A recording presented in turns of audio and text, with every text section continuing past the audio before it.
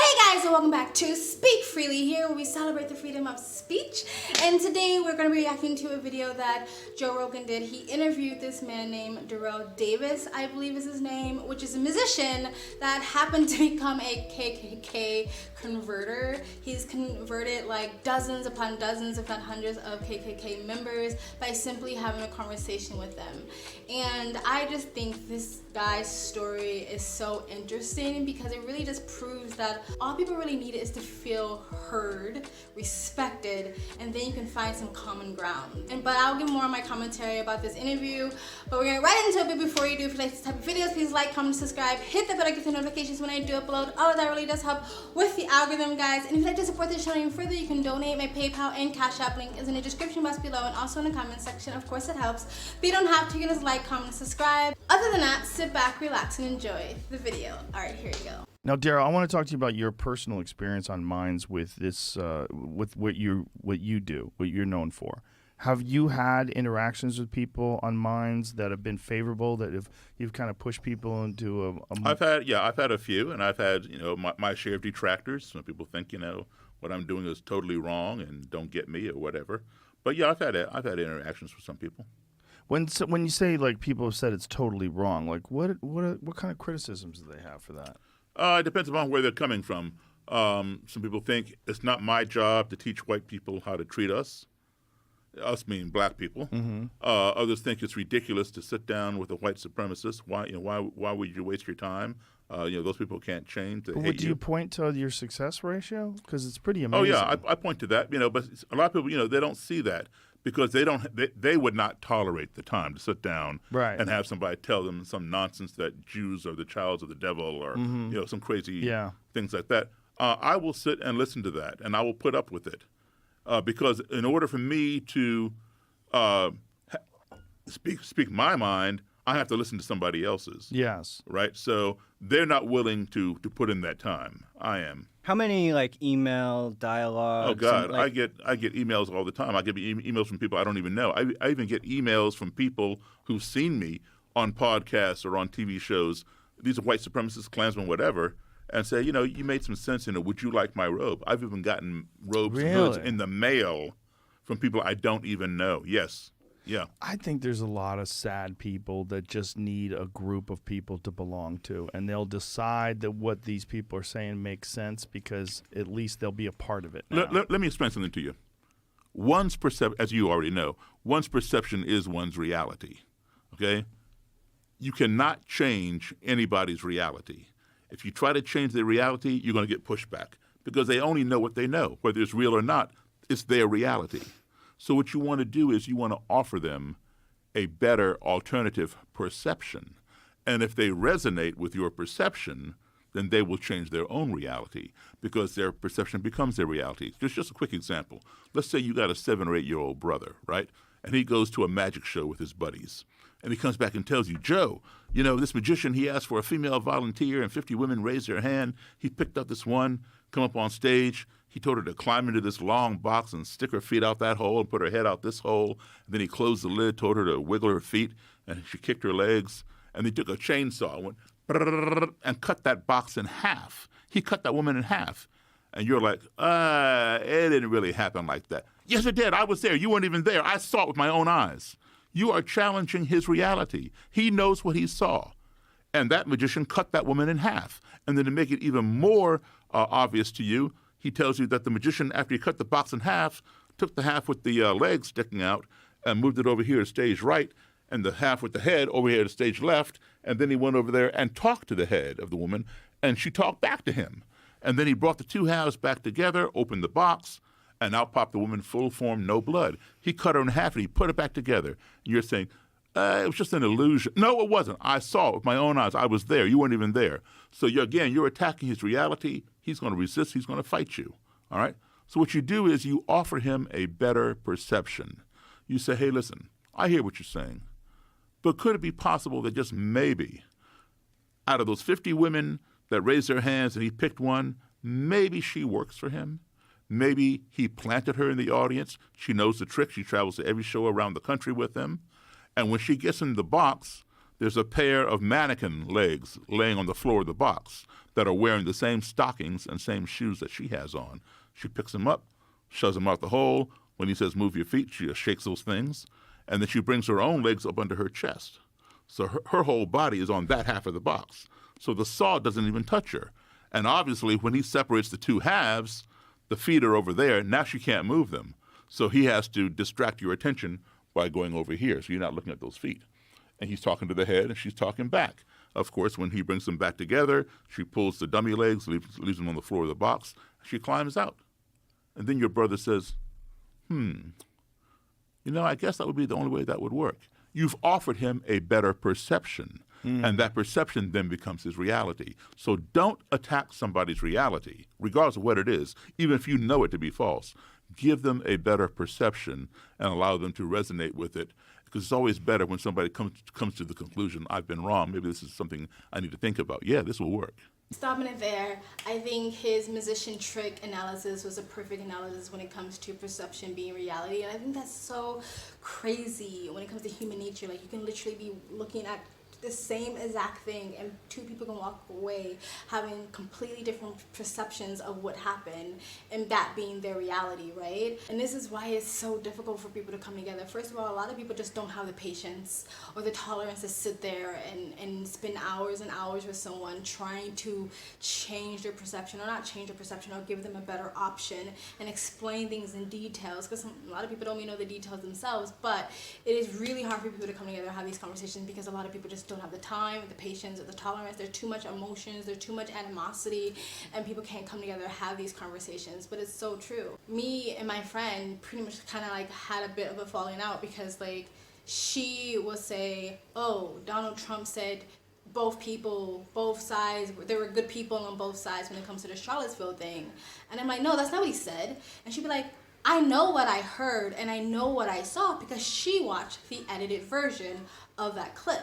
I watched the entire version of that clip. So for me just to be like, that's not what happened, which is what I actually did, and she immediately gets defensive, because she's basically saying, are you calling me a liar? I saw what I saw, I heard what I heard, I know what I heard, I know what I saw. That is her perception, that's her reality. It's not the fact, it is not the truth, because it was an edited version of the video, right? But the thing is, sometimes giving people a better option works, and sometimes their cognitive dissonance kicks in, or sometimes just the loyalty to their ideology and their tribe will not allow them to sway in any direction, even if you hand them a better alternative or more facts or more information. A lot of people will still be like, yeah, I don't care. Like, yeah, he might have said that, okay, they edited it, but he's still a racist, so I don't care. You know what I mean? People will still hold on to their emotional ties to whatever belief system they had. However, I think that it is better in his way to try to have these conversations and give people better options.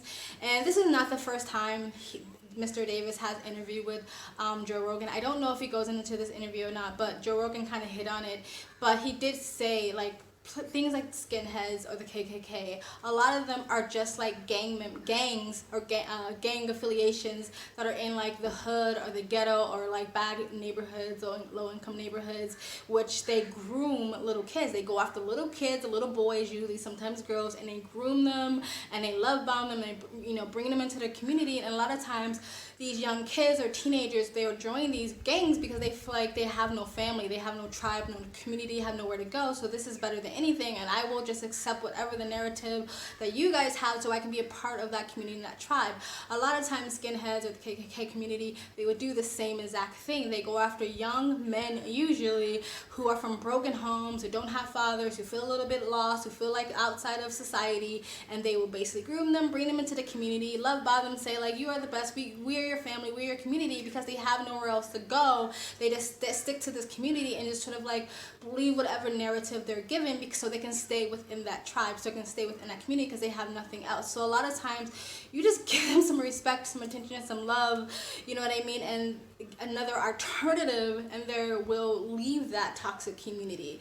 And he talked about some, KKK or skinheads or whatever, KKK members giving him their robes, which is essentially them denouncing and leaving that life behind, leaving that community, and leaving that toxic mindset behind. And the thing is, white supremacists, KKK, skinheads, they're not the only group of people that have extreme ideas when it comes to people's races. A lot of black extremists and a lot of black separatists have very extreme ideas when it comes to white people. I'll talk about that in a different video, but like stuff that is like, they're not human, God didn't create white people, they're like demons and all this stuff. Like, this is, when you go to either extreme, they're both bad, but it seems like when it comes to the narrative, when it comes to the media, when it comes to the mainstream, they only focus on the extreme right end of things and not the extreme left end of things. You know what I mean? But anyway, let's continue. It's a perfect example of not silencing people's ideas, but giving them better ideas.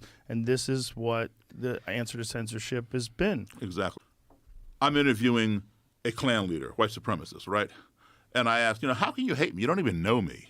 All you see is this. Come in my room 5 minutes ago, and you've already determined, whatever you determine. Well, Mr. Davis, black people are prone to crime, and that is evidenced by the fact that there are more blacks in prison than white people. Now, I'm just sitting here listening to this guy. He's calling me a criminal, and but he's right. He's 100% right. The data and the statistics show that there are more blacks in prison than white people. So that feeds what he already thinks he knows, the data, right? But he does not go to find out why does that data show that. He doesn't realize there may be an imbalance in our judicial system that send black people to prison for longer periods of time than white people who've committed the same crime. All right, so I just listen to him, right? Because when he walks in that room and he sees me, I'm the enemy, his wall goes up, his ears are like this, He's ready to defend whatever his stance is. So I'm just listening. And then he goes on to say, black people are inherently lazy. They always have their hand out for a freebie. They're always trying to scam the government welfare programs and all that kind of stuff. So now he's called me a criminal. Now he's calling me lazy. And I'm just sitting here listening. I'm not pushing back. And then he says, and black people are born with smaller brains. And the larger the brain, the more capacity for intelligence. The smaller the brain, the lower the IQ. So now I'm being called stupid. Now, it's what he says that this is evidenced by the fact that every year the data shows that black high school students consistently score lower on the SATs than white kids do. Again, he's 100% correct. That does show that. Right? But he doesn't realize why. All right? Where do most black kids in this country go to school? In the inner city. Where do most white kids go to school? In the suburbs. It is a fact. Suburban schools are better funded. They have better facilities, better teachers, etc. I will guarantee you, white kids who go to school in the inner city can score just as low as those black kids, if not some lower. Black kids who go to school in the suburbs can score just as high as the white kids, if not higher. It has absolutely nothing to do with the color of the student's skin or the size of the student's brain, but it has everything to do with the educational system in which that child is enrolled. But of course, he won't go to research that because the data already supports what he already believes, that I'm inferior. So now he's called me all these things. I've already done my research on him. I know this guy sitting across from me just barely made it out of high school. I have a college degree. So do I throw that in his face? No. But because I sat there and listened to him, that wall is coming down. Because you cannot impart information to somebody when the wall is up. It's like hitting a brick wall. You want that wall to come down, and then the ears open up. So now he's exhausted all his vitriol, and now he's wondering, like, how come this black person isn't pushing up against me like most of them do? And he's curious as to what I think about what he just said. So now the wall is down, and he feels compelled to reciprocate because I sat there and listened to him insult me. So now it's my turn. I could go on the offense and say, no, you are the one who's a criminal. You're the one hanging black men from trees and dragging them behind pickup trucks and bombing their churches. And I would be 100% correct because the Klan has over a 100-year history of doing that. But if I did that, that wall would go right back up. So I don't want that to happen. I want to keep the wall down and let him hear what I'm saying. So I say, so rather than go on the offense, I go on the defense. And I say, listen, I hear what you're saying. However, I don't have a criminal record, and I'm as black as anybody you've ever seen. So I don't have a criminal record. I've never been on welfare. As far as my brain size goes, I've never measured the size of my brain, but I'm sure it's the same size as anybody else's. And as far as my SAT scores go, they got me into college. Now, I already know that he doesn't have a college degree. I do. Does it make me a better person than him? No. But it gives me a better experience, right? So I let him know this.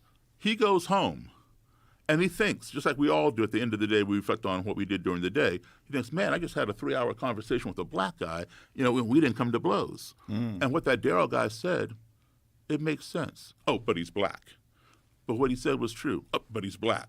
So they're having a cognitive dissonance, right? And they struggle with that for a while. And then they have that dilemma. I got to make up my mind, what am I going to do? So the dilemma is, do I disregard whatever color he is and believe the truth because I know it to be true and change my ideological direction? Or do I consider the color of his skin and continue living a lie? In most cases, people will follow the truth. But then there will be those who don't want to give it the power or the notoriety or whatever, and they will follow the lie. I agree with Joe Rogan. The way he's doing it is brilliant. And I would say Mr. Davis is one in a million. Most people will not have the tolerance to sit there and hear someone constantly insult them or throw these half-baked truths at them and basically trying to belittle them in some way, and have the patience to listen and the understanding to understand where he's coming from, and then instead of being defensive, basically try to state facts right in front of him. I'm black and I don't make any of those stereotypes that you just mentioned, so now what? And I agree, like if someone already thinks that you're the enemy, they're going to have their walls up, they're not going to listen to you, and they're not going to be willing to have a conversation with you. Kind of reminds me of like super Bible thumping people that's on the corner going, you're going to hell, your sins are making you go to, you're going to burn in fire, hellfire, and then they try to stop people on the street and talk to them. Like, why would anybody want to talk to you when you literally just judged the entire population with this giant picket sign, and some of them say worse things about homosexuals and stuff like that? Like, no one's gonna stop and talk to you when you already feel like you have judged them, just because you just think you're better than everyone and everyone else is going to hell. Like, no one's gonna talk to you when you already feel like you're judging them, right? So you have to come to them as a human being, as a respectful one-on-one, as a we're on the same level, right?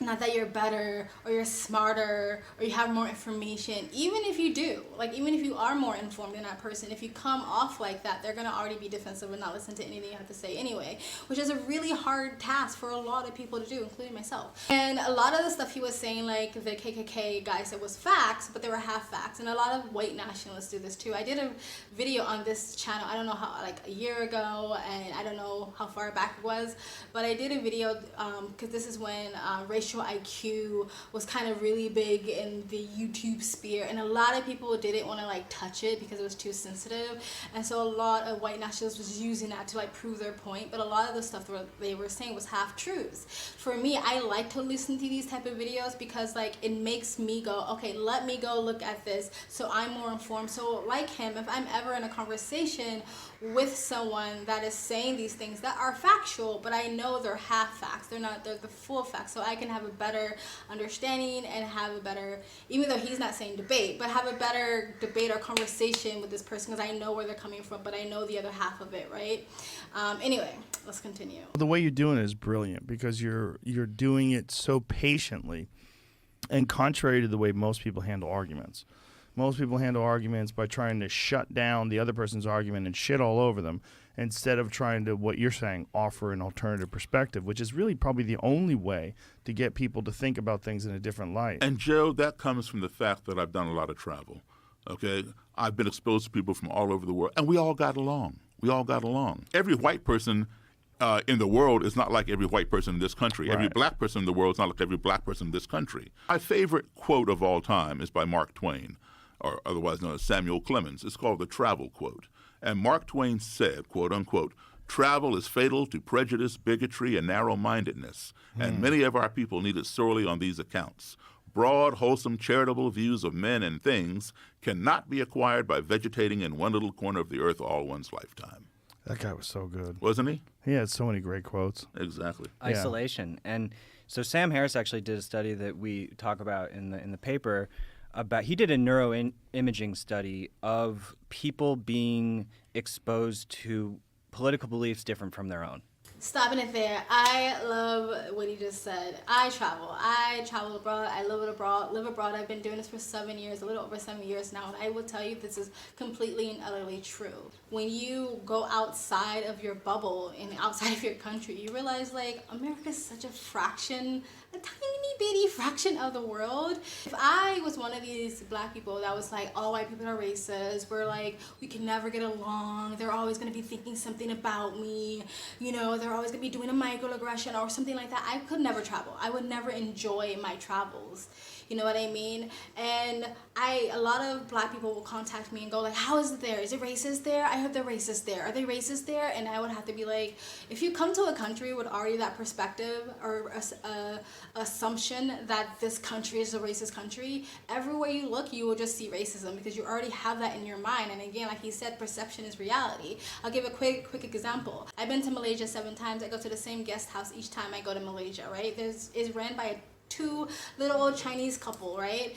The main guy I deal with is this little old Chinese man, the husband, and this is back when I was wearing makeup. I don't really wear makeup at all now, but this is back when I was wearing foundation, and I was wiping my face when I washed my face with the wet drying towel that they provided the guests, right? I think I threw the dirty drying towel in a hamper, and when I came back from like lunch or whatever I was doing, the guy who ran the guest house, again, an old elderly Chinese man, was like, Shamika, you know we have toilet paper, right? And I was like, yeah. And then I walked away and I was trying to think like, why would he say that to me? And then I realized, because the brown foundation on the white towel, he thinks I'm wiping my butt with the white towel, right? I think it's funny, and I relay that story to my friend who was black. Immediately before I can barely finish the story, she went, oh my God, he is so racist. He is so freaking racist. And I was like, how is he racist? Like, he's an old, elderly Chinese man.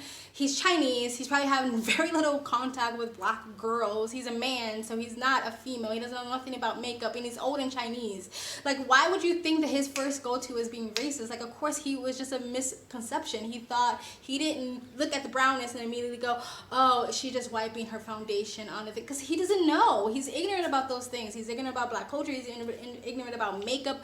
Foundation for black people, is ignorant about women, all those things. So why would you immediately go to he is racist? Because she came to the country with already that in her head, right? So like a lot of times what helps is if you stick around, if you are a long-term traveler and an expat, when you really get to know the country, when you really get to know the people, and you realize like they're just like everybody else. Or like this idea that like everyone in the world hates black people is like literally drilled into your head by the time you're fucking toddler. By the time you're a little black kid and a little black boy, you are being told that the world hates you and that the world is against you. And it's such a bad mentality to drill into a child because it does not benefit them in any way when they go out into life. And then like I read this study. I know I'm gonna get to it.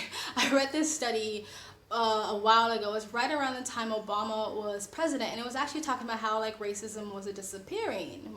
You don't hear that now anymore, and I probably couldn't even find the article if I tried. And I might actually made a video about it on my channel somewhere. But anyway, they were saying that it was disappearing because of integration, right? The more diverse that the community, the schools, and the workplace become, it's harder to have racist stereotypes or stereotypes about anything, sex, sexuality, gender, whatever, when you're so intermingled with those people, because now you put a face and an identity to that stereotype, right, to that race, right? So it's like if you're living in Timbuktu and you have no like interaction with black people, and someone just gives you all these stereotypes, but you have no way to disprove yourself because you have no interaction with black people, then it's easier for you to believe those racist stereotypes. The same, and vice versa. If you're black and you have no interaction with white people, it's the same thing, or any other race, right?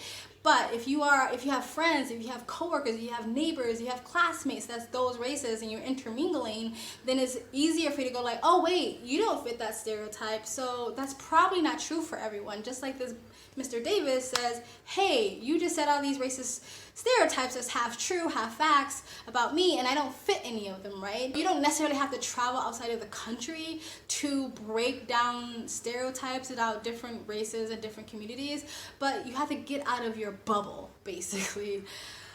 I know that was a lot. Anyway, let's get back into it. So Sam Harris actually did a study that we talk about in the paper he did a neuroimaging study of people being exposed to political beliefs different from their own, and actually looked at people's brains when they were going through this experience. And they actually talked about this thing called the backfire effect, which is sort of what you're talking about when the wall's up. And so they sort of detected that, interestingly. And I forget the exact name of the study, but it's in the footnotes. All right, that's it, guys. That was a really interesting interview with Daryl Davis on the conversion of KKK members. I think this man is really interesting. I think he has the patience of a god, because most people cannot do what he does. But I thank him, and it just shows that a lot of times it really just takes understanding, respect, coming together, and having a conversation that many do not have the talents and the skills to do, unfortunately. Hopefully we get there. Anyway, guys, tell me what you think of this video, what he said, what I said. If you made it this far, please like, comment, subscribe, hit that bell to get the notifications when I do upload. All of that really does help with the algorithm, guys. And if you'd like to support this channel even further, you can donate. My PayPal mail link is in the description box below and also in the comment section. Of course, it helps, but you don't have to. You can just like, comment, subscribe. And I also have a second travel vlog channel. I travel as a lifestyle, I live abroad. If you'd like to know where I am in the world, you can go to the description box below and also in the comment section. Hit the link, go subscribe to my travel vlog channel. And they're following my travel Instagram. My storage is usually what's most up to date. I also have another commentary channel. The link's down below. All right, that's it, guys. I know you can see the sweat is hot here. Anyway, bye.